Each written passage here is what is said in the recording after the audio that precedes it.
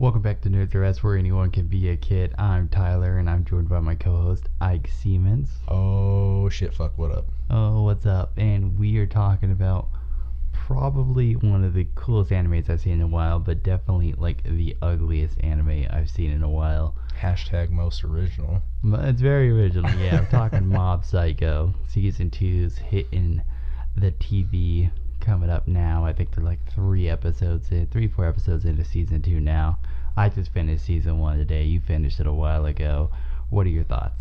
Dude, okay. For how awful that fucking animation is, to somebody who's going into this completely blind, like I did, it is god-awful animation. But there's about 40 different animation styles that they use too. Mm-hmm. So the main animation style was really fucking hard for me to get behind at first. But the storyline and the character development and all that stuff kind of saved it.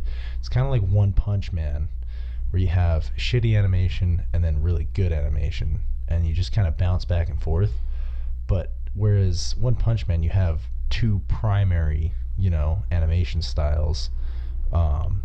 This one you have about 40, so you can literally hit just about, fuck, dude, every once in a while they'll just throw on a scene that's like, classical fucking art or something, and you're like, what the fuck does this have to do with anything? So, original as fuck, and it definitely hooks you in to where you just don't even mind or notice the shitty animation sometimes. Well, I can't tell if it's like shittily animated on purpose, because that seems to be kind of like a trend that's going on in anime nowadays. Just like the main character Mob, like he's drawn to look very doofy and unassuming, which is the same way they did Saitama in fucking One Punch Man, where it's like, oh, he's just an average guy, but he's actually the strongest guy. And it's kind of like it's almost like slapping all like most past anime in the face, where it's like, not the guy who always looks the most badass is the badass of the fucking story type situation. Yeah. Because like just in One Punch Man, like all the guys he like comes across and all the heroes he like is clearly stronger than, they all look sick as fuck. Yeah.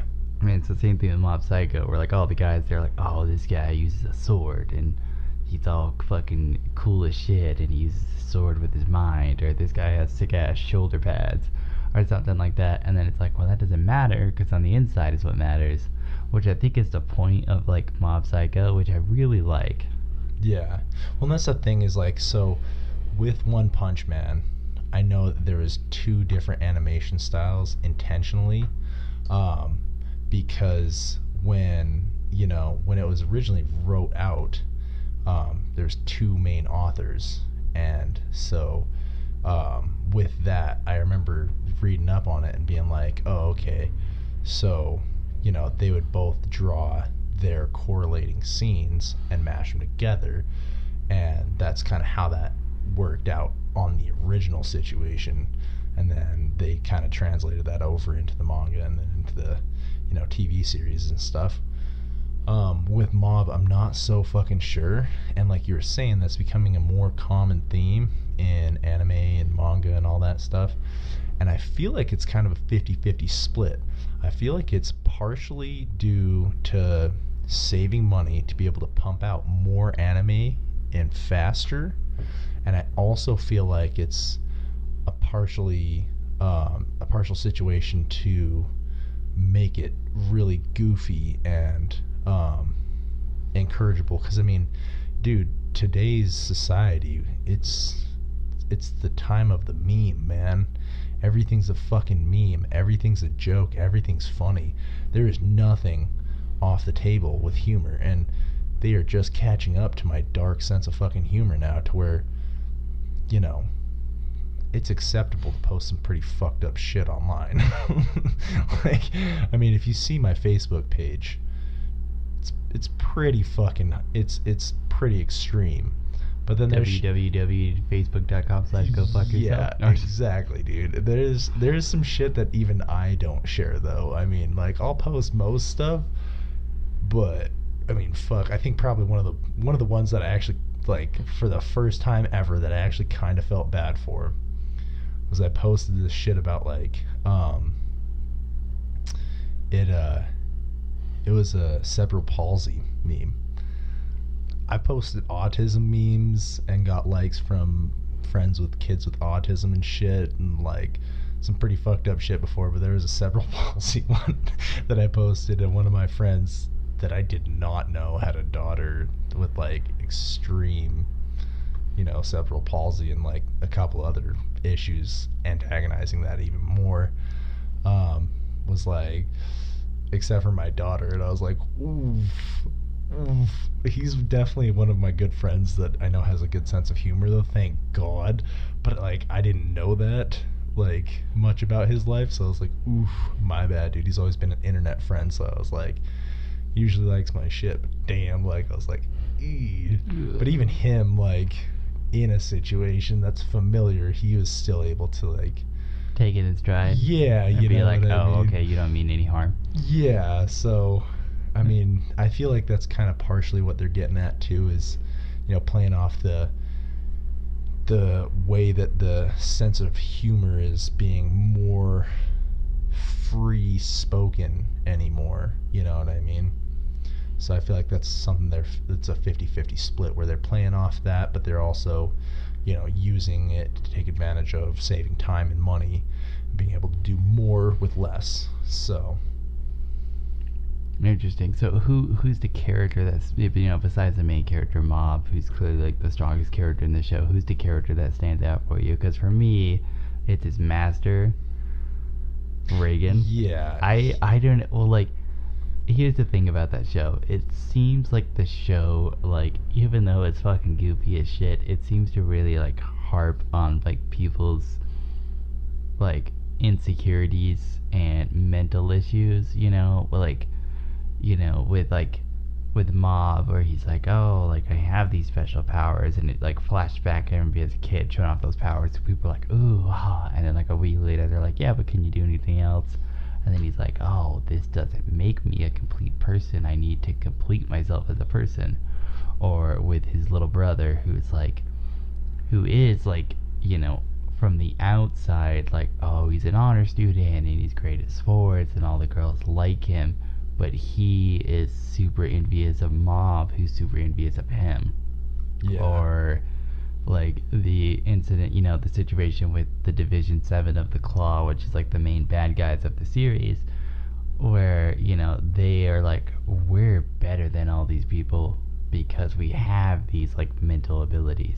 Mm-hmm. And we can do stuff that quote unquote normal people can't do. Yeah. And then, Reagan calls him out and he's like, you're still just people. These things don't make you special. It's like how you use them makes you special. And that's the big difference. This is what you need to do. Like, you need to work on yourself instead of relying just on this one thing and using that one thing to put yourself above everybody else. Yeah. I feel like Mob and Reagan were definitely the top two most like character developed people in the show, so I feel like easily they're the most relatable at the moment. I personally probably like Mob's younger brother, or the God, man, I'd even say what's his face, that other kid, the blonde-haired kid, Hanazawa. Yeah, I would even say I do like him as a character because his character development I thought was really good, because he was like the same thing that Reagan was talking about, where he's like, I'm better than all these people because I have this ability. And then he got like fucking wrecked, and he totally changed as a character, and he's like, I realized, because I got fucking like put in my place essentially, that I was like, I'm not better than anybody else. I'm still just a person, and like the person I am is what matters, and the person I make myself is what matters. Yeah. Because I naturally have this ability, which a lot of people could stand to learn in real life, doesn't make me better.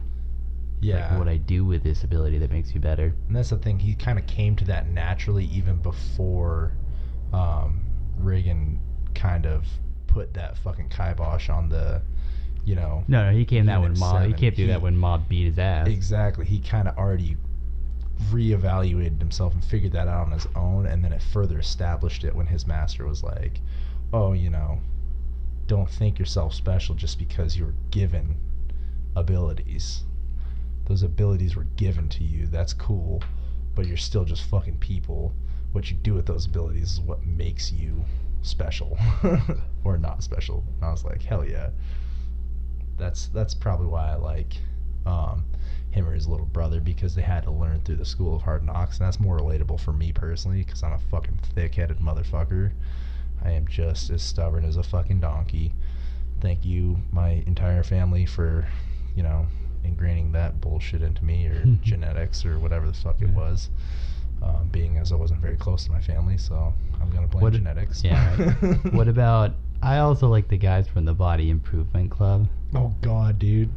Okay, first of all, they're like classic like anime strong guys, which is always hilarious. They remind me so much of who's the guy from Full Metal Alchemist with like the mustache? Oh,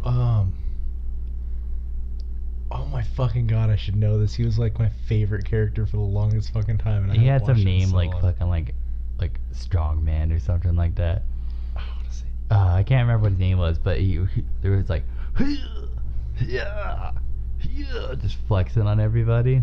But they kind of seemed like right along with like Reagan, where they were like, oh, we're just like people. That's why we're like working on improving our bodies, is to like better ourselves and stuff like that. And when they were like they really were like, when Mob was like, I want to join you guys, like even though physically he was like a bitch, they were like, yeah, dude, like we are all about improving ourselves. If you want to improve yourself, then you are like totally welcome to join us, and we will continually help you. Yeah. But they weren't like dicks.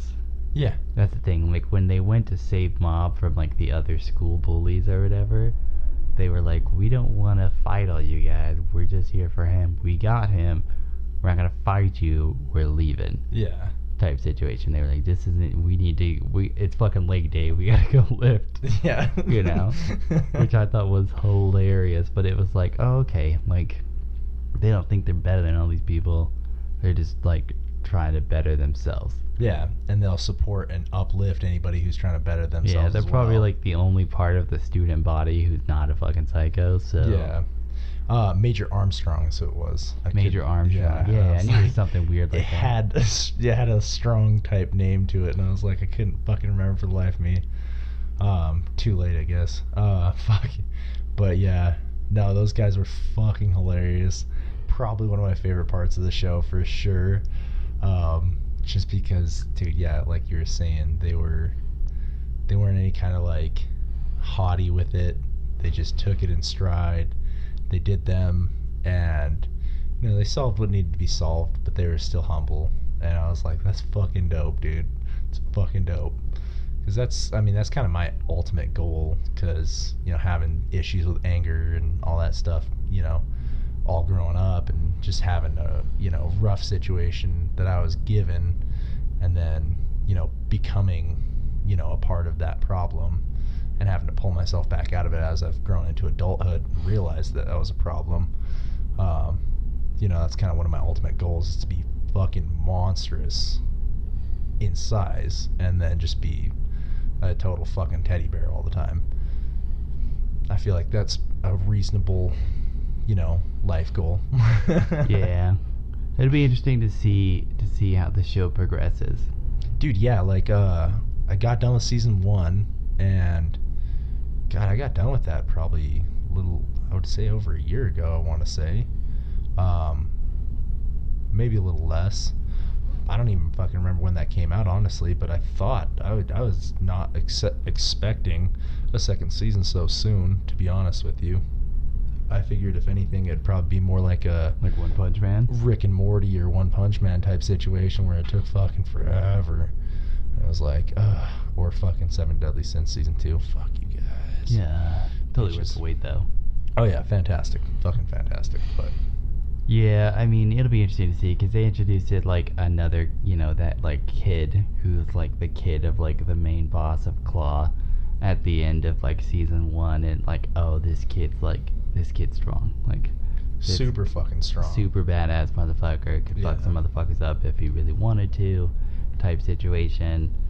And he, like, you know, he went to the other division of the Claw and was like, you guys are all weak, like, you're done. I Yeah. don't give a fuck about you. You're not even on my level. And that's the thing is, like, I'm curious to see his character development coming from a position of haughtiness to where it was instilled in him from childhood and to where he was trained, you know. To I can't even be- tell if that's his situation though, because he seemed to be like it seemed like he was like, I know, like he knew Mob was like super strong, Yeah. and he was like, I want to fight you, but he didn't overexert himself for no reason, and he didn't fight him while he was down or hit him while he was down or whatever. So I can't tell if he's like, I'm not gonna fight you till I'm at your full strength, or if like maybe I'm like not a shitty person, but I'm in this position that makes me act shitty type situation. I feel like it's kind of a kick-ass situation to where, you know, his dad's kind of controlling his life right now or whatever. But then when his dad's removed from the picture and he has his own ability to control his life, he's still going to follow down that path potentially. I feel like that's kind of going to be the situation. Personally, just because of, you know, so many stories like that kick-ass situation where it's like, yeah, you're put in this situation, you've become a product of your environment due to survival instincts, but then at the same time, now he kind of has the ability to grow and become better, but he chooses to continue down that path just because it's comfortable and familiar.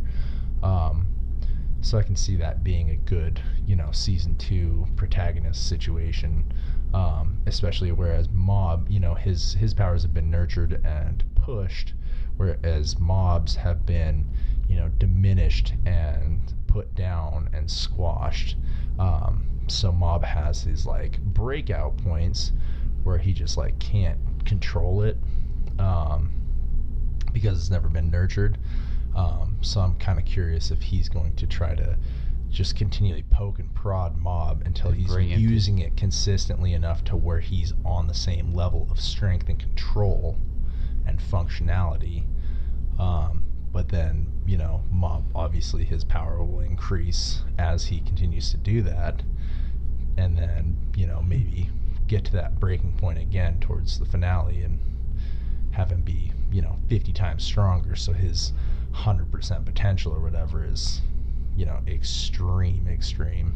So, Yeah, I guess we'll just have to wait and see. But yeah, overall, I mean, I watched like the whole first season in like 2 days, just so I could, you know, talk about it today. But it was like, I started watching it, I was like, I'm gonna watch this. yeah, we're going to try it I'm gonna out. watch it because like I want to talk about it in the podcast, but I'm probably not gonna like it. And then I watched all 12 episodes in like 2 days. Yeah. So I mean, definitely those type of animes, those like, because I've been having a real hard time enjoying anime lately, Yeah. just because there's just such an abundance of it, and there's so many fucking like, it's fallen into the same problem like Hollywood movies fall into, where it's like, okay, like kind of every story's been told, Yeah. and now you're just pushing them out and like, you know, standing on the shoulders of giants type situation. Yeah. And so it's like most animes that come up, you're like, oh, you gotta check this anime out, and I'll check it out. But no, I've seen it. Yeah. I've seen This it. is the same story as 5 other fucking animes that I can think of off the top of my head. Yeah, and so it's like I've kind of lost a lot of interest in anime. Lost a lot of interest in like a lot of stuff like that, just because it was just like a lot of things were just standing on the shoulders of their predecessors. Yeah. Where I'm like, all right, like I get it, like you don't have to put in as much effort, but you're gonna fall to the wayside if you don't. You're gonna become irrelevant.